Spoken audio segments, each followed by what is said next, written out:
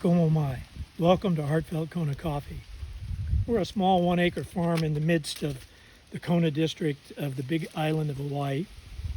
And you were good enough to select our special tree tour, which is a little different from our coffee tour. Coffee tour focuses on how we make coffee. This one explains a little of that, but goes a little broader. First of all, I want to know, have you ever been on a coffee farm before?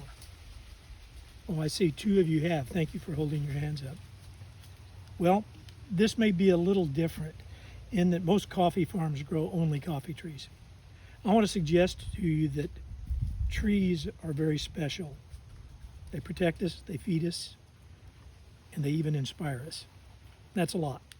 So on our special tour, part of what we try to point out is that you're in a forest of coffee trees here, but what you may not realize is there's more here than just meets the eye in terms of coffee trees. For instance, if you look at this is coffee. That's coffee cherry ready to pick. But I want to talk more broadly about trees. First of all, what I would ask, where are you from, folks? Oh, Missouri. Wonderful. What kind of trees do you have there mostly? Oak, hickory, maple. Yeah, those are all great. I grew up in Illinois, very nearby your state, and we had a lot of the same trees. What do you use them for? Firewood. Oh, wow. I did the same. I used to cut about 4 cords of firewood to heat my home in the winter in southern Illinois. Any other uses? Oh, yeah, lumber. Good comment, sir. When I say trees in general protect us, how do you think of that? Young lady, photosynthesis. Wow, good concept. Yeah, they convert carbon dioxide to oxygen. What would we do without oxygen? We breathe out carbon dioxide. We breathe in oxygen. So they literally keep us alive, so they're protecting us that way. Here's one other thing I always think of. In this warm tropical climate, it's great to have shade. And so that's another way they protect us. When I say they feed us, what would you say? Young man? Coffee feeds us. Well, coffee feeds me. I love coffee. That's the reason we have a Kona Coffee farm. But coffee is a beverage, so nutritionally, unless I put a lot of sugar and cream in it, it doesn't have a lot of food value. But I would say that it's very important to our social life. It's very important to waking up in the morning for a lot of us. What do you notice about this tree? Right, deep olive green. Oh, do you see that up there? Look. What are those? Ma'am, thank you very much. Avocados, your favorite, you say. Yeah, they're terrific. They contain the good cholesterol, the one that doctors tell us it's okay to eat, and they're tasty. And here, these trees, there's some 90 varieties of avocado trees on the island, so they're an important food source. I want you to look at the tree that's about 8 feet tall. It's right over here. And what you don't see there is any fruit or anything of that sort. But for you young people, I have a special treat. When we finish this, we're going to have some of the fruits of that tree. That's called cacao. And we make chocolate from it. So you're in a very special kind of agroforest here on the Big Island, in that we don't just grow coffee trees. We grow avocado. We grow cacao. And back behind that, a papaya. Papaya producing the big orange fruit that when you slice it open, it has wonderful flesh inside. It tastes great in the morning, and birds love it. They actually hollow out papaya and make their nest. So we missed one of the ways they protect us. They protect the wildlife we love. You can literally look at any tree and you'll see they're the homes of myriad kinds of birds, some mammals, some lizards here. We have a lot of lizards that love their trees. We're going to turn this way and look at one other kind of tree over here. You see the lighter green leaves of this tree? Anybody know those leaves? You do? What is it? Mango, you're right. Are you from the islands? You live on Kauai. Great. Well, we appreciate you coming to the Big Island. And yeah, mango is very important.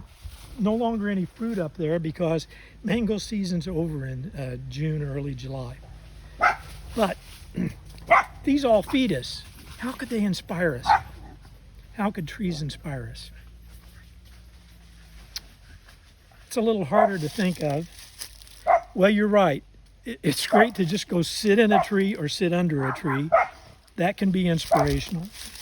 Our dogs love the trees out here, by the way. But I have some other ways they inspire us. Can anybody remember a poem from your childhood that you really enjoyed that was about trees? Okay, very good answer, ma'am. The name of the poem is Trees by Joyce Kilmer. Oh, Joyce Kilmer was amazing. In 1913, he published the poem, I Think That I Shall Never See a Poem as Lovely as a Tree. He really, the poem goes on for several lines, and he talks about how he's not as important as a poet as a tree is and what it provides to us. So that was an inspirational poem that's endured for over 100 years. Sadly, he lost his life in World War I at the Battle of Marne, and makes the point that sometimes the inspiration trees provide lives on way beyond the author or the poet. I would tell you that trees have another value. In 1945, the League of Nations, can anybody tell me what the League of Nations became? Good answer, ma'am. It became the United Nations. And interesting, in summer of 45, Franklin Delano Roosevelt, our president, had just passed away. The League of Nations had 500 representatives from all over the world meeting in San Francisco, and they were arguing. And the Save the Redwoods League said, why don't we go up to the Cathedral Grove in Marin County and look at some redwood trees tomorrow, all day. Just that. No talk of politics. They did that. After a day with these magnificent redwood trees, thousands of years old, much bigger than these, obviously, hundreds of feet tall, sometimes 15, 18 feet in diameter, they went back and formed the United Nations. Their reasons to argue seem much smaller than the reasons to find agreement and do something better for the world. I like that story because one of my favorite authors from a nature guide was a gentleman named Enos Mills, and he wrote a book called The Story of a Thousand-Year-Old Pine. And in it, he watched sawyers cut down a ponderosa pine tree that was very large, and it split open when it fell, and they said, oh, we don't need it for lumber now. So he studied the tree, and he found a musket ball. He found Native American projectile points or arrowheads. And he tells the story in a nice little 20-page book. And he wrote that way back in 1918 or 19.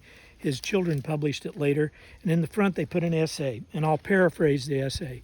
He basically said, maybe someday there will be a united world where people get along from all places and all cultures, and trees are the flags of nature, he said.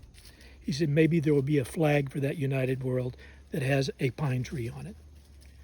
I think trees will always inspire me. I hope you found a little inspiration today. Now, you missed the coffee tour to take the tree tour, but that doesn't mean we don't have coffee. We're going to go down to the lanai, enjoy a cup of Heartfelt Kona Coffee, and chat about what we've seen and answer any questions you have. Thanks for joining me here today. I want you to think about something before we quit, though. What would the world be like if we lost all of our trees? There was a woman who lived in Kenya who started a Plant a Million Trees program, and it inspired a Plant a Billion Trees program. So people all over the world are putting them back in the ground and trying to grow more trees for all the good that they do.